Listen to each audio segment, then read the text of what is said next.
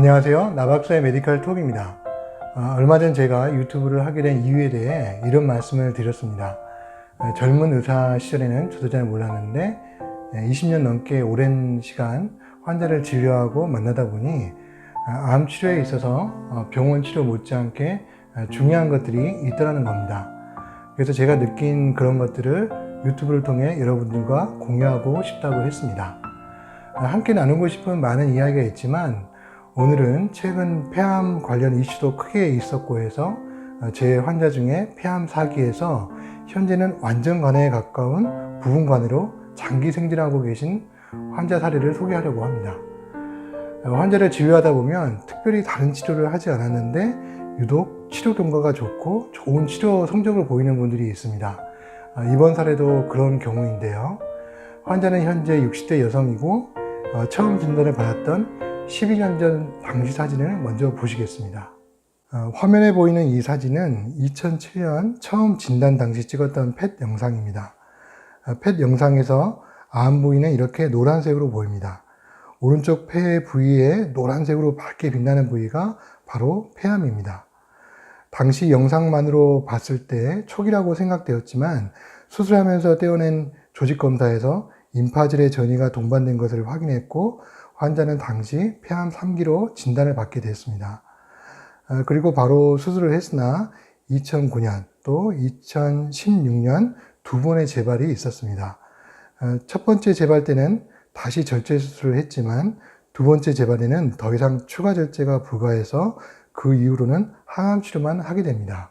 이 사진은 두 번째 재발 후 수술을 하지 못해 시행했던 항암 치료 전과 후의 CT 사진입니다. CT 영상은 가운데 척추를 중심으로 양쪽을 비교하면 이해가 쉽습니다. 사진에 나타난 바와 같이 왼쪽 폐 부위에 재발되었던 일부 종양이 항암 치료 이후에 많이 줄어들어 이제는 거의 보이지 않을 정도입니다. 이렇게 종양이 보이지 않을 정도로 줄어든 상태를 완전 관해라고 하는데요.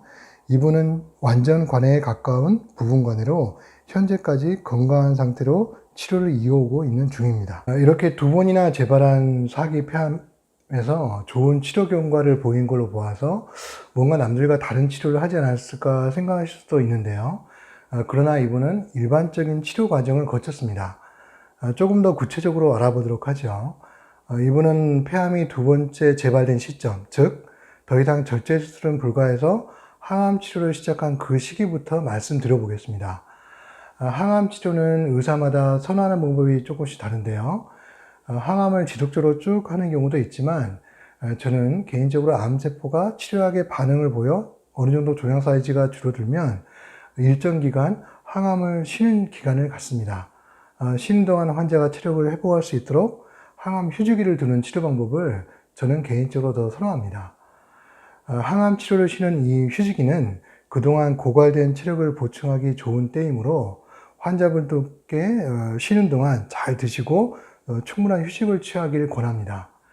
실제로 그렇게 체력을 회복하면 다음 치료에 안전하게 임할 수 있거든요. 이분 역시 그렇게 중간에 휴식기를 가졌지만 그럼에도 불구하고 치료가 쉽지만은 않았습니다. 멀리 지방에서 오시는 분이라 서울까지 시간이 많이 걸렸던 것도 큰 이유였는데요. 장거리는 건강한 사람도 힘든데 오랜 기간 장거리 치료가 반복되다 보면 환자는 체력적으로 부담이 크게 되겠죠. 환자의 몸이 점점 지치고 힘들면 중간에 포기하고 싶은 마음이 들기도 합니다. 실제로 이분도 예전에 돌아가신 부모님 이야기를 하시면서 만약 의료진의 도움을 받을 수 있다면 편하게 세상을 떠나고 싶다는 말씀을 하실 정도로 그렇게 힘들었으니까요. 그래도 금방 마음의 안정을 찾으셨고 치료 중에 몸이 너무 힘들면 치료를 다시 중단하고 또 다시 쉬면서 체력을 회복하고 그렇게 컨디션을 조절하면서 포기하지 않고 치료를 계속 받았습니다. 다행히 항암제에 큰 부작용이 없어서 3년 넘게 같은 약을 쓰면서도 크게 힘든 점이 없이 항암제 반응도 좋아서 지금까지 완전 관해에 가까운 상태를 잘 유지하고 있는 것입니다. 암은 그 종류에 따라서 예후가 많이 다른데요. 이 경우는 예후가 매우 좋지 않은 폐암이었습니다.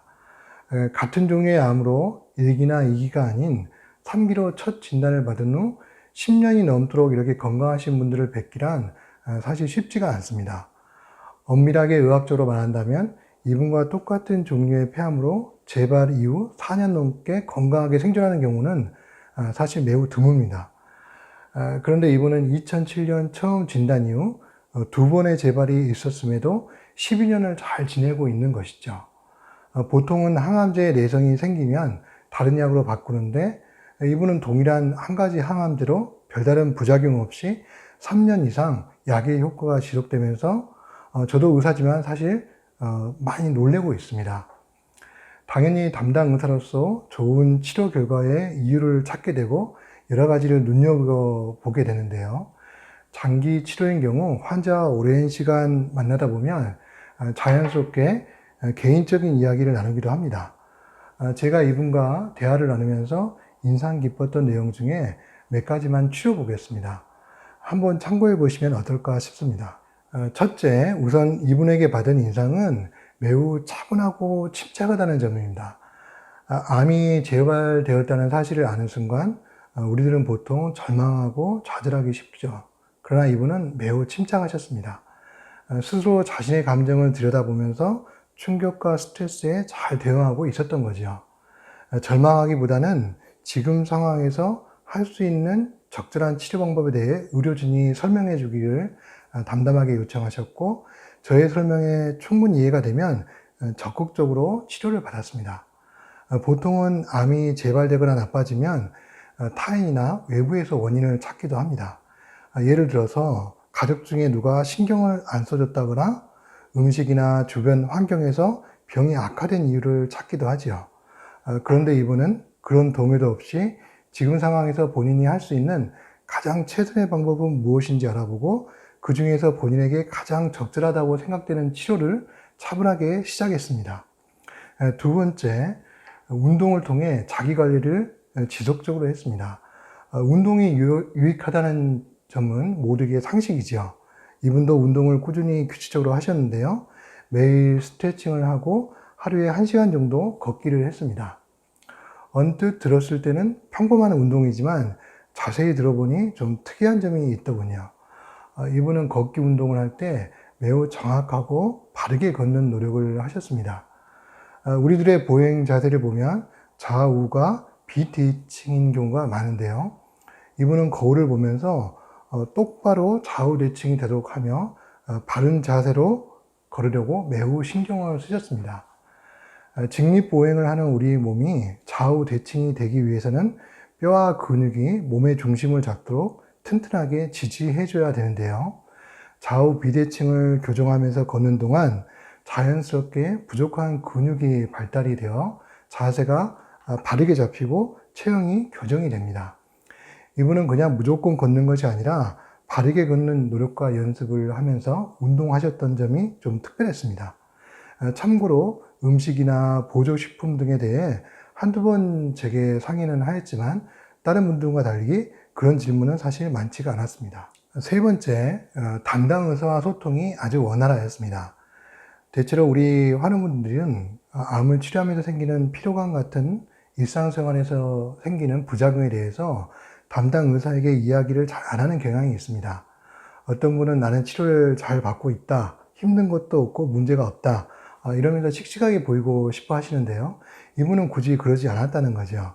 사소한 증상이더라도 하루 이틀은 기운이 없었다, 어디가 부었다가 붓기가 빠졌다, 이러한 신체 증상들을 자세히 알려주면서 상담을 하셨기 때문에 담당 의사인 저도 환자의 증상에 맞게 좀 더 세밀하고 섬세하게 약을 조절할 수가 있었습니다. 저는 암 치료에 있어서 의료진과 의사소통이 치료에 매우 중요하다고 항상 강조를 하는데요. 이분은 담당 의사와 그런 원활한 의사소통이 가능했기 때문에 치료에 따른 부작용을 최소화할 수가 있었고, 장기간 지방에서 서울로 먼 길을 오가면서도 체력적으로 지치지 않고 지속적으로 치료를 받을 수 있었습니다. 네 번째로 인상 깊었던 점은 물론 당사자로서는 쉽지는 않으셨겠지만 이분은 놀라울 정도로 침착하게 최악의 상황도 대비하고 계셨습니다. 우리는 치료에 임할 때 항상 너무 낙천적인 생각만을 강요하게 되는데요. 다시 말해서 무조건 좋은 결과만을 생각하길 지나치게 권한다는 겁니다. 이는 긍정적인 자세하고는 조금 다른 면이 있는데요. 치료를 할 때는 물론 좋은 결과에 대한 희망을 갖고 긍정적인 마음으로 용기 있게 나가야 됩니다. 그러나 때때로 마음 한구석에는 병이 약화되면 어떠나 이런 걱정과 불안함도 자연스럽게 생기게 마련이죠. 그런데 이분은 그런 걱정되고 불안한 마음의 이면들을 애써 부정하지가 않고 있는 그대로 솔직하게 바라보고, 만약 원치 않은 상황이 생겼을 때 본인이 어떻게 대처할지 생각하다 보면 자연스럽게 계획을 세우는 것 같았습니다. 구체적으로 한 가지 말씀을 드리면, 만약 더 이상 서울로 오가며 치료받지 못할 정도로 몸이 불편해진다면 그때는 어디서 어떻게 치료를 할지 본인의 생각을 정리하고 그러한 만약의 상황을 대비한 계획에 대해 저와 상의를 하곤 했습니다. 이러한 태도는 일반적으로 다른 환자와 상당한 차이가 있습니다. 누구나 만약 있게 될 나쁜 상황에 대해 미리 말을 꺼내기가 사실 어렵죠. 너무나 당연합니다. 사실 의사도 환자에게 좋은 얘기만 하고 싶거든요. 그러나 이분은 최악의 상황에 대해 먼저 말을 꺼내고 늘 의료진과 상의하며 의논하셨고, 더욱이 그 순간 그 모습이 의료진이 보기에 편하게 보였던 것이 놀라웠고 인상적이었습니다.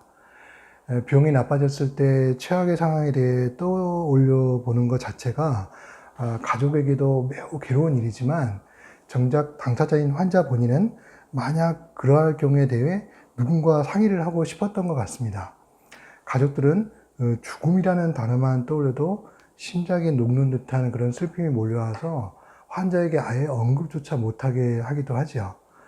간혹 마음 약한 소리 하지 마라 이러시면서 환자의 말을 막아버리기도 하시는데요. 만약 환자가 담담하게 이야기를 꺼내고 진정으로 의논하기를 원한다면 가족들이 마음이 너무 아프시겠지만 우리 환자분들의 이야기를 잘 들어주시면 좋겠습니다. 여러분들도 많은 의료진을 만나다 보면 유독 기억에 남는 의료진이 있으시겠죠. 사실 저도 그렇습니다.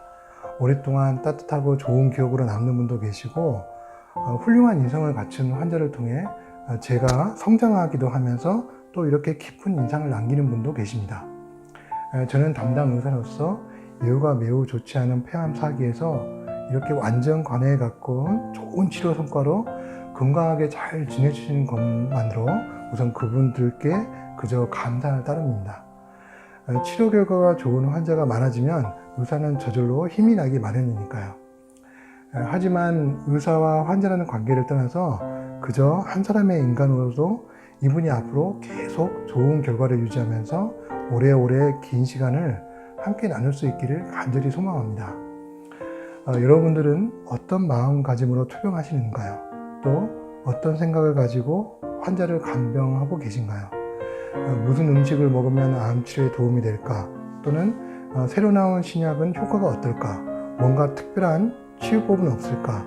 이런 생각 속에 우리는 너무 눈에 보이는 물질적인 치료에만 관심을 갖고 있는 것은 아닌가 생각해 봅니다.